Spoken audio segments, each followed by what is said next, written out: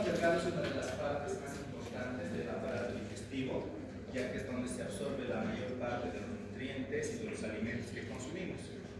¿Se escucha el micrófono?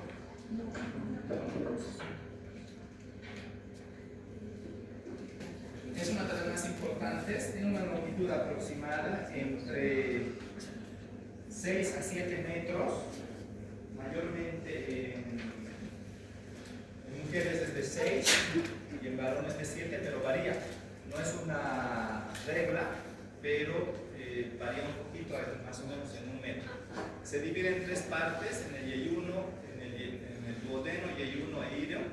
El duodeno que abarca desde la salida del estómago, esta parte, ¿no?, que es el píloro, hasta el ligamento de Treitz, que lo vamos a ver posteriormente, que viene aquí. Muestra el ángulo duodeno-yeyunal.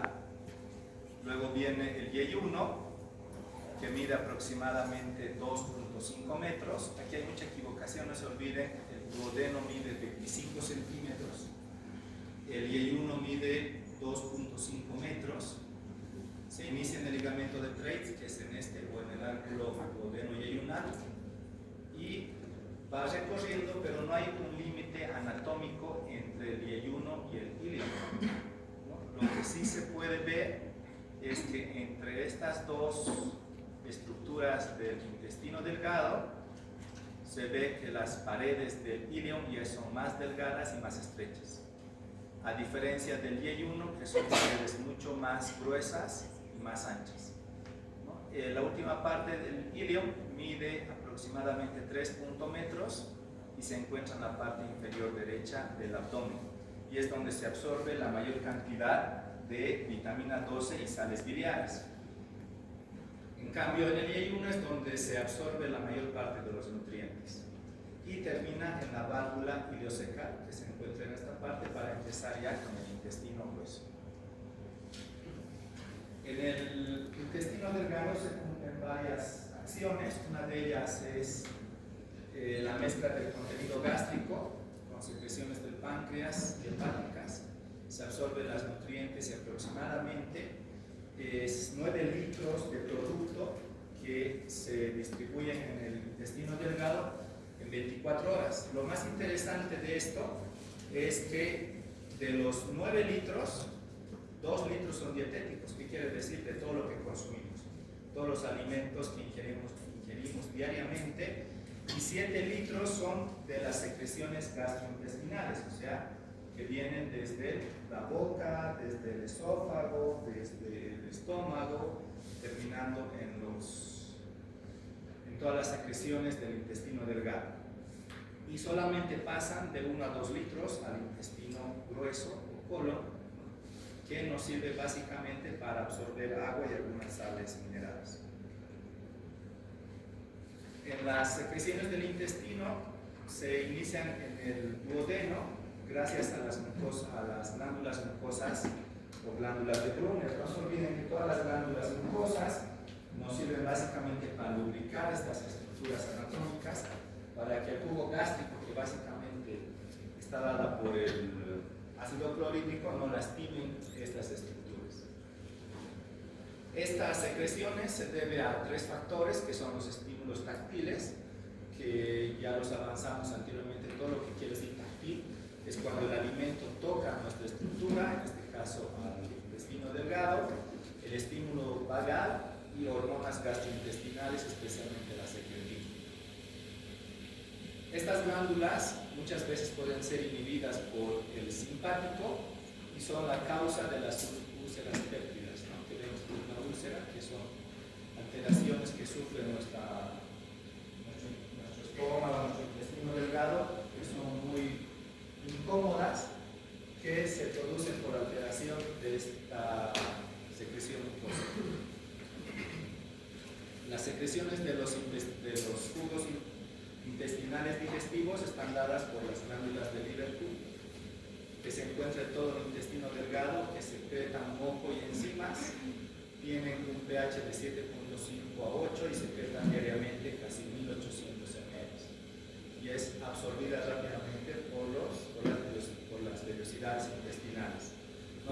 mirar este gráfico cuando veamos el intestino grueso, a diferencia del intestino delgado que tiene muchas velocidades. Las secreciones de enzimas intestinales están dadas, ¿no?, por las células epiteliales que secretan básicamente peptidasas, sacarasa, maltasa, isomaltasa, lactasa y lipasa intestinal. No esta última que divide las grasas neutras en glicerol y ácidos grasos. Vamos a hablar de algunas enzimas más que se dan en el intestino delgado, que son estas, que son 8, básicamente, que son la enterosinasa, la sacarasa, la maltasa, la isomaltasa, la lactasa, la erexina, la invertasa y la nucleasa. Esta regulación de las secreciones del intestino delgado, ya sea en moco, jugo intestinal y enzimas, están dadas por estímulos locales, que son las más importantes, ¿no?, con la distensión, y los estímulos táctiles cuando este intestino llega a percibir material dentro de él. La regulación nerviosa también dada por el parasimpático, y la regulación hormonal básicamente por dos hormonas que son la secretina y la colecistocimina. Hay poca participación de la enterocrinina, que es otra hormona que se secretada en esta parte.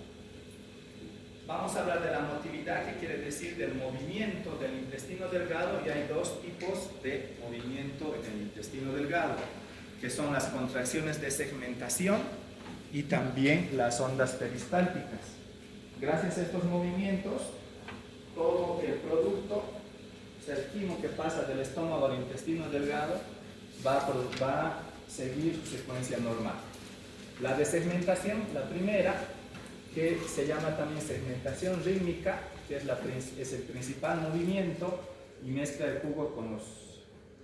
quimo con los jugos gástricos, facilita la absorción intestinal y abarca toda la superficie del intestino. Básicamente, en estas contracciones de segmentación es como la lavadora de nuestra casa, da vueltas y absorbe los alimentos. En cambio, las ondas peristálticas, que también se llaman movimientos peristálticos, son ondas lentas que mayormente nos sirven para que todo el producto pase hacia el colon, ¿no?, al intestino grueso. Son contracciones circulares, ¿no?, con una frecuencia de 12 por minuto en Y1 y 9 por minuto en ilion. La velocidad aproximada es de 2 a 25 centímetros por minuto, ¿no? Mezclan y amasan y empujan el contenido hacia el intestino grueso. Terminando ya con el ilion, ¿no?, vamos a hablar del esfínter iliocecal, que se encuentra en esta parte, en la parte inicial del intestino grueso, ¿no? Este es el ilion, y termina en el esfínter iliocecal, ¿no?, empezando con el colon ascendente. Su función es regular el paso del quimo desde el intestino delgado al grueso. En reposo se mantiene cerrado, y tras la relajación de las ondas peristálticas, esta se abre para dar paso al producto para continuar con el intestino grueso. Esto, posteriormente de pasar el producto, se cierra para evitar el reflujo de este producto nuevamente al intestino grueso, al intestino delgado, perdón. Todo este producto, se dice que los residuos alimenticios no absorbidos llegan al ilion terminal aproximadamente 3 horas y media luego de la evacuación gástrica. Vamos a hablar ya del intestino grueso, que tiene las siguientes partes, empezando del ciego, que es el colon ascendente, el colon transverso, el colon descendente, el colon iliopelviano, que se encuentra en este ángulo, el colon sigmoide, el recto y el ano. Las funciones principales del colon son la absorción de agua y electrolitos, del quimo, a diferencia del intestino grueso, que les dije que es la absorción básicamente de todos los alimentos. Aquí solamente se absorbe agua y electrolitos, y obviamente es el almacenamiento de material fecal hasta su expulsión.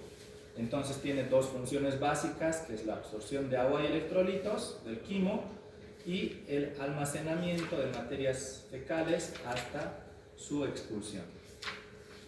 La distribución funcional o fisiológica es la mitad inicial, que abarca el ascendente y el transverso, que es la absorción, del agua y electrolitos, y la mitad terminal es el almacenamiento y la eliminación de las heces.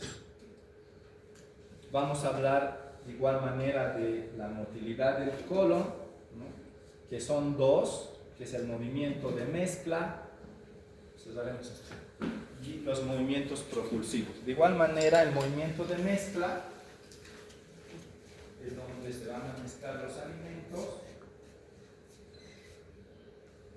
También se llama el de austración. ¿No? Y divide el producto en segmentos y da su aspecto característico al colon, de Austrias o también de acordeón.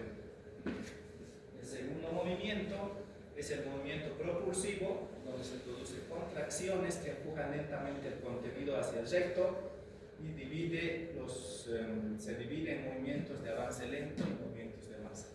Y hay otro movimiento que es este,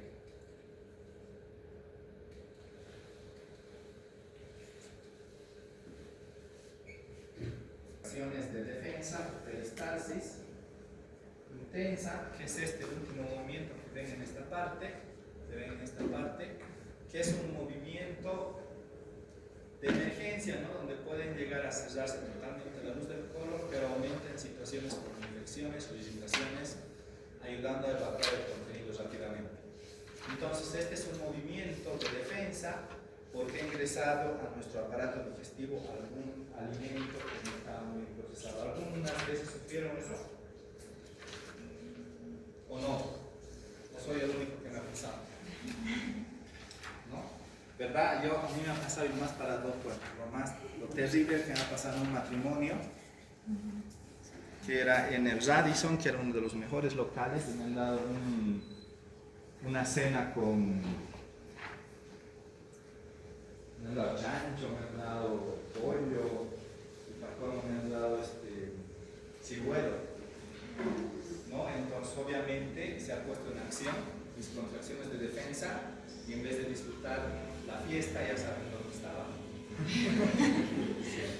Entonces yo sé que a todos nos ha pasado alguna vez, pero es estas contracciones que no tienen nada que ver con la motilidad, que son dos movimientos básicos, que son el de mezcla y propulsión, y más que todo es de defensa o peristalsis intensa, ¿no? Que es la expulsión brusca del alimento, que se da mayormente en colitis o irritación del intestino. Las secreciones del intestino grueso están dadas por las criptas del Dieberkund, pero como les dije, acuérdense que estas eran las mismas criptas del Dieberkund en el intestino delgado, pero a diferencia del intestino grueso, estas no tienen las mismas velocidades, ¿no? Porque no se olviden que el intestino grueso solamente va a absorber agua y electrolitos y va a preparar las heces para su expulsión. En cambio, en el intestino delgado, todas estas vellosidades hacen la absorción de todos los alimentos necesarios para nuestro sistema digestivo. La principal secreción es el moco, alto en contenido de bicarbonato. Todo esto para neutralizar los ácidos que pasan del intestino delgado hacia el hueso. No se olviden que si se secreta moco es una secreción de protección. Vamos a hablar ya de la defecación, que es un mecanismo dado por la distensión del recto y está dado por dos esfínteres. El esfínter anal interno y otro el esfínter anal externo.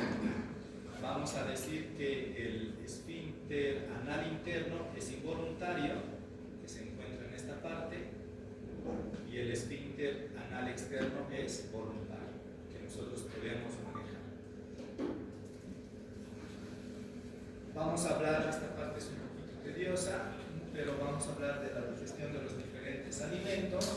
Los carbohidratos mayormente son de tres fuentes, que es la sacarosa, la lactosa y los almidones. La sacarosa dada por los azúcares, la lactosa por la leche y los almidones por los granos. Esta digestión de los carbohidratos, a diferencia de las otras que vamos a ver, especialmente de la grasa, empieza en la cavidad oral, ¿no? Cuando masticamos, la amilasa salival inicia esta digestión con la formación de maltosa, pero en pequeña cantidad, y da el paso hacia el estómago, porque el paso de la cavidad oral es rápido. En En el estómago y el ácido clorhídrico actúa sobre los almidones, pero de forma limitada.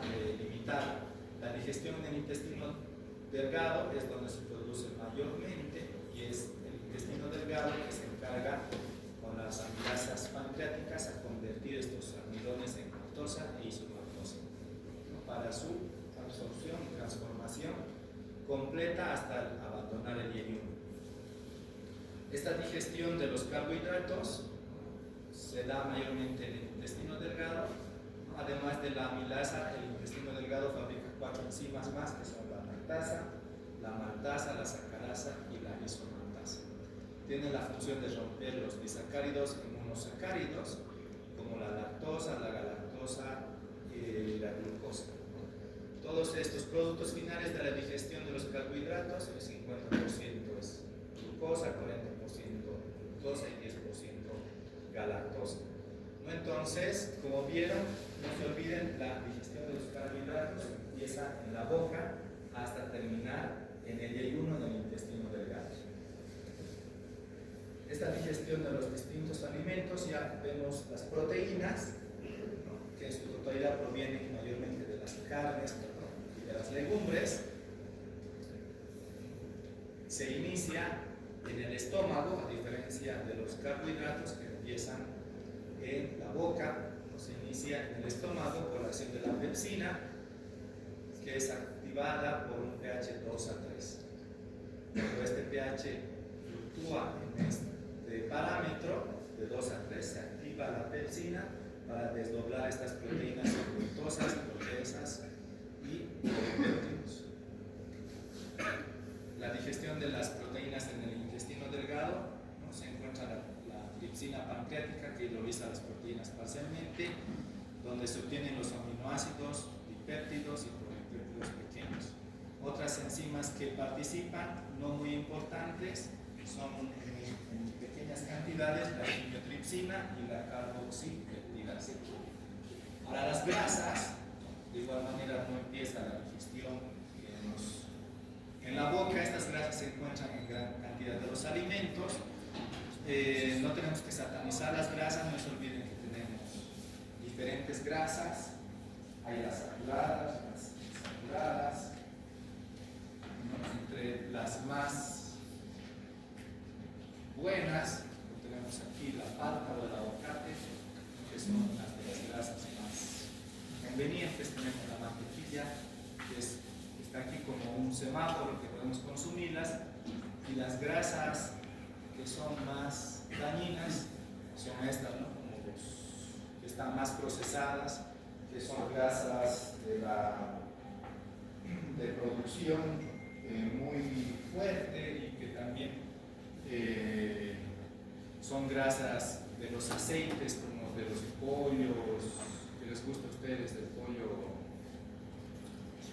¿qué se llama? Pollo coco, que son grasas mucho más procesadas y son difíciles de digerir. ¿No? Estas es en el estómago donde empieza la digestión, y una pequeña porción de triglicéridos como la mantequilla es digerida por la lipasa gástrica. La mayor parte de la digestión de las grasas ocurre en el intestino delgado, pero empieza en el estómago. Esta digestión de grasas, la primera etapa es la desintegración de grandes glóbulos de grasa en pequeños glóbulos. Este proceso está facilitado por la bilis, fosfolípidos y digitación mecánica. El resultado es grasa emulsionada, aumentando la superficie de acción enzimática.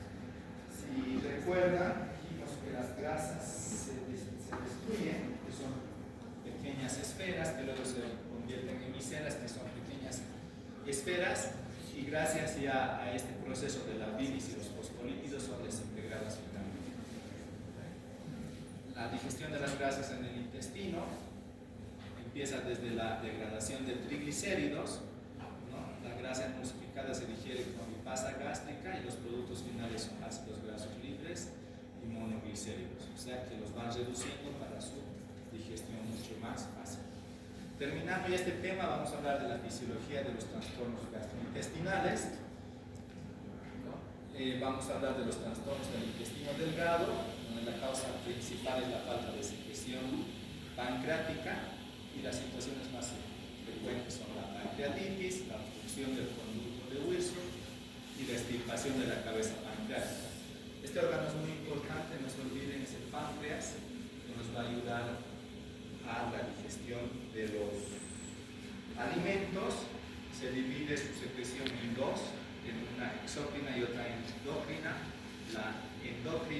La exócrina va a liberar enzimas que nos va a ayudar a la digestión, y la endócrina va a liberar especialmente sustancias para degradar, cuando pasan a la sangre, nos ayudan a degradar las sustancias.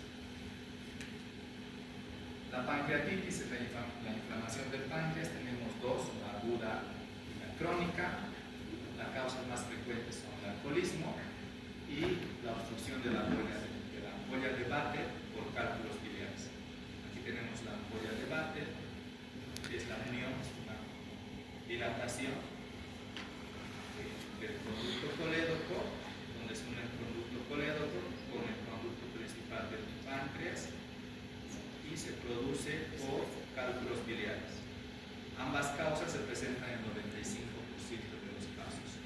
Vamos a hablar de la calasia y megaesófago, que es un trastorno motor del esófago, causa disfunción del plexo mioclérico en los 2/3 inferiores del esófago.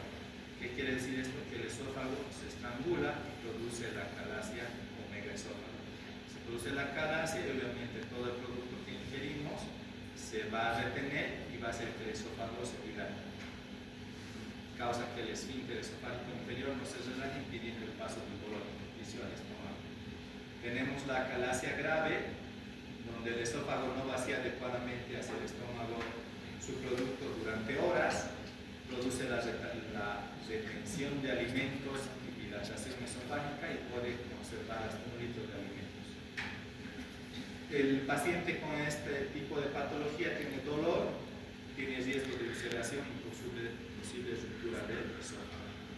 Vamos a hablar de la diarrea, que es el paso rápido del producto fecal en el intestino grueso, y mayormente la causa es la eritis, o sea que es la infección viral o bacteriana del tubo digestivo. Es por eso que los gastroenterólogos, cuando estamos con este proceso, nos piden exámenes de heces y tienen que determinar básicamente si es una infección viral o bacteriana para darnos diferentes tipos de terapéutica para curar esta patología.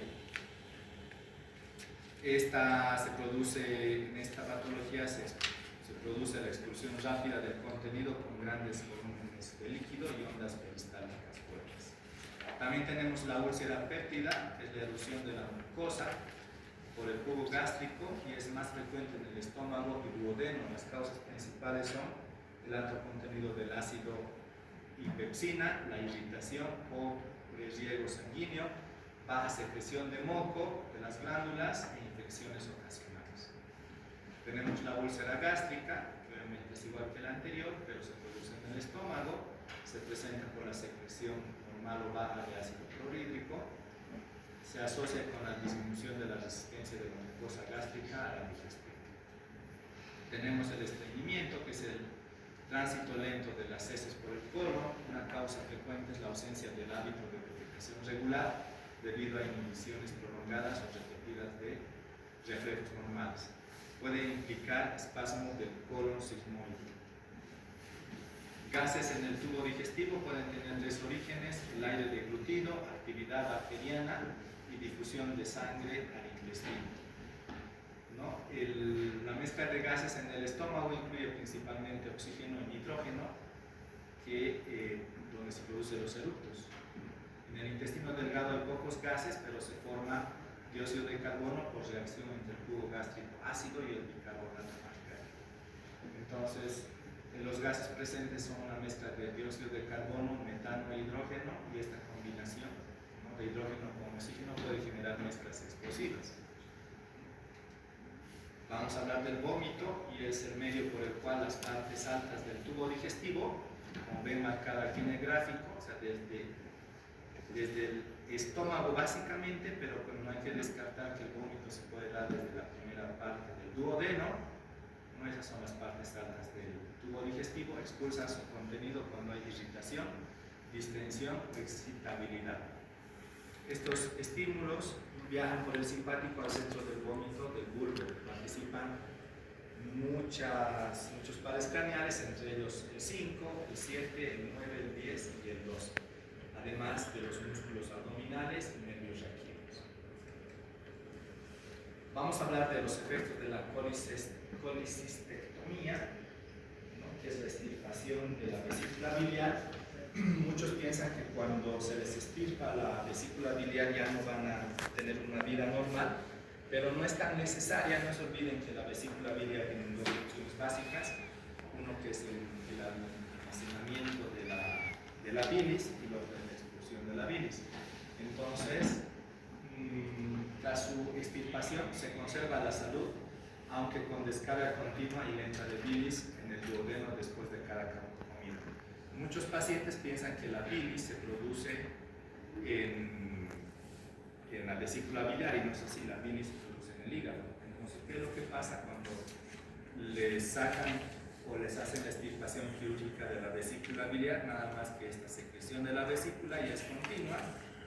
Y va direccionándose hacia el duodeno. Por eso es que nuestros pacientes que tienen la extirpación por la colicistectomía ya no tienen que consumir alimentos con muchos carbohidratos, ¿no? O muy pesados, comúnmente dicen ellos, para evitar que la falta de la secreción biliar afecte la digestión. Entonces, como dice aquí, algunos pacientes pueden presentar intolerancia a alimentos grasos, obviamente porque no tienen el almacenamiento de la bilis. ¿No? Entonces, con esto acabamos.